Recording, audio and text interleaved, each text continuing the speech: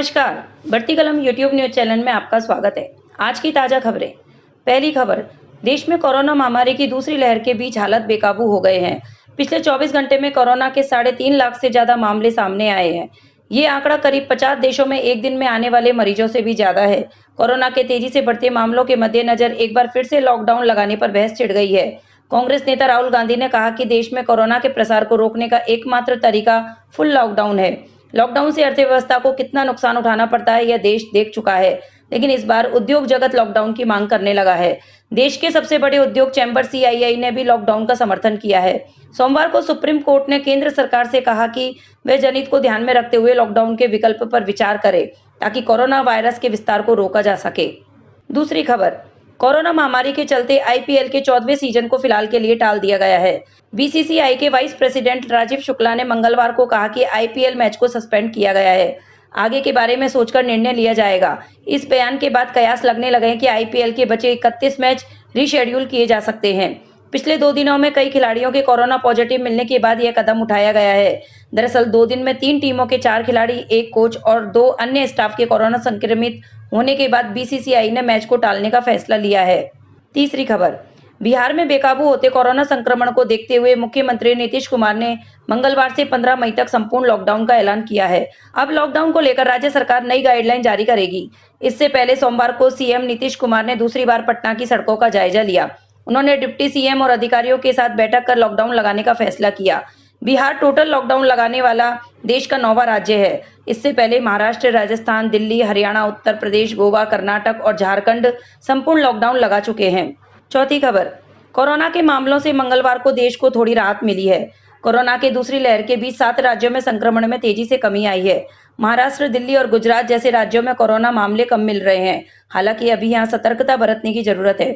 देश में पिछले 24 घंटों में कोरोना के 3,57,229 नए मामले सामने आए हैं। इस दौरान 3,449 मरीजों की कोरोना से जान गई है। बीते 24 घंटों में कोरोना से ठीक होने वाले मरीज 3,20,000 हो गए हैं, जो अच्छे संकेत हैं। यहाँ अब तक कुल 1,66,13,000 से ज्यादा मरीज रिकवर हो चुके हैं। पांचवी खबर, राजस्थान के प्राइवेट स्कूल अब अभिभावकों से पूरी फीस नहीं वसूल सकेंगे।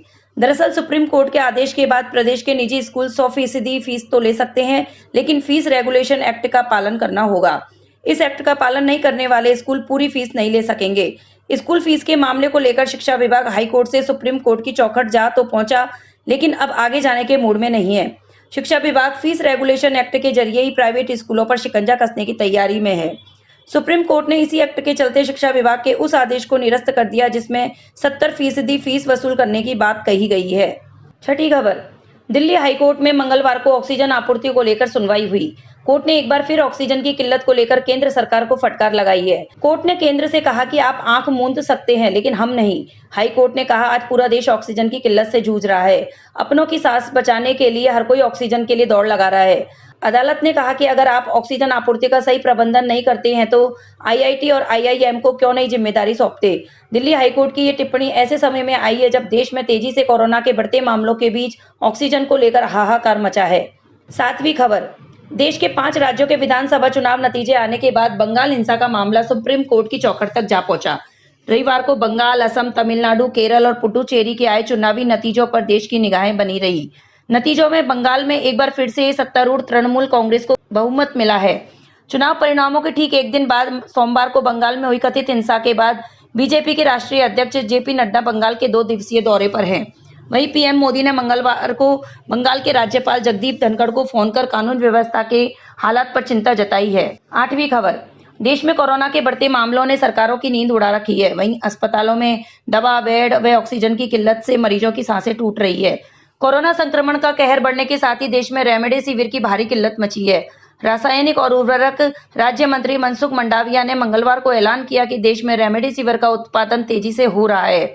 भारत ने रेमडेसिविर की उत्पादन क्षमता 3 गुना तक बढ़ा दी है। इसके चलते भारत जल्द ही रेमडेसिविर की बढ़ती मांग को पूरा करने में सक्षम होगा। 9वीं खबर, राष्ट्रीय राजधानी दिल्ली में कोरोना के बढ़ते मामलों के बीच मुख्यमंत्री अरविंद केजरीवाल ने प्रेस कॉन्फ्रेंस कर बड़ा ऐलान किया है। अरविंद केजरीवाल ने कहा कि दिल्ली में 72 लाख राशन कार्ड धारक हैं। उन सभी को दिल्ली सरकार की ओर से 2 महीने का मुफ्त राशन दिया जाएगा। इनके अलावा दिल्ली में जितने भी ऑटो चालक और टैक्सी चालक हैं, उन सभी को 5-5 हजार रुपए की मदद दी जाएगी। सीएम केजरीवाल ने कहा कि दिल्ली में करीब 1.5 लाख ऑटो और टैक्सी चालकों को इस योजना का फायदा मिल सकेगा। 10वीं खबर, कोरोना महामारी की दूसरी लहर से देश भर में बिगड़ते हालात को देखते हुए जेईई मेन 2021 के तहत मई सत्र की परीक्षा को स्थगित कर दिया गया है। इस संबंध में केंद्रीय शिक्षा मंत्री रमेश पोखरियाल निशंक ने ट्वीट कर यह जानकारी साझा की है। इससे पहले खबर आई कि इस परीक्षा को स्थगित करने की तैयारी चल रही है। बता दें कि अप्रैल में होने वाली परीक्षा स्थगित हो चुकी है। अगले हफ्ते तक 24 से 28 मई तक आयोजित होने वाली इस एग्जाम को स्थगित करने की अधिसूचना जारी होने की उम्मीद जताई थी। एक अधिकारी ने बताया कि कोरोना संकट में परीक्षा आयोजित करवाने के हालात नहीं है। छात्रों की सुरक्षा के लिए परीक्षा को स्थगित करने का फैसला लिया गया है।